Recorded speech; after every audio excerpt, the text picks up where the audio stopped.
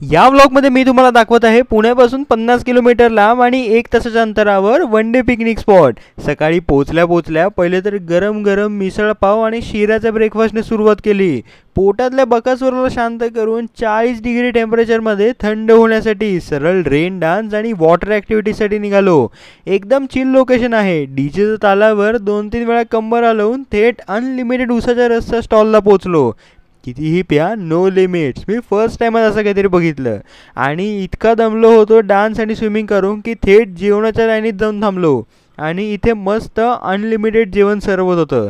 आता आंब्याचं सीझन आहे तर रस पुरी तर असणारच आणि मी तर वाटी भरून नाही तर ग्लास भरून रस प्यायलो, ते पण 2 वेळा। नंतर आंब्याच्या वाडीमधून चालत चालत चालत बोटिंगसाठी पोचलो। देवाचं नाव घेत आणि बोटवरील 300 किलो वजन पलटायला नाही पाहिजे असं समजून मस्त पेडल बोटिंग एन्जॉय केली। खरंच सुपर एक्सपिरियन्स आहे।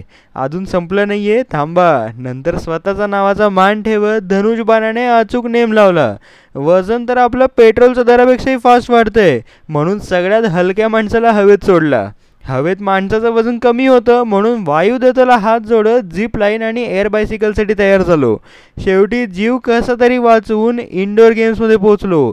तिथे फुटबॉल टेबल, टेनिस आणि कॅरम एन्जॉय केलं आणि ही आपली one day trip tractor ride, कांदा भजी आणि चहा कॉफीने एंड झाली। तर तुम्ही सुद्धा लवकरात लवकर व्हिडिओ सेव्ह करून घ्या आणि अधिक माहितीसाठी यवत 24 ॲग्रो टुरिझम रिसॉर्टसोबत संपर्क साधा।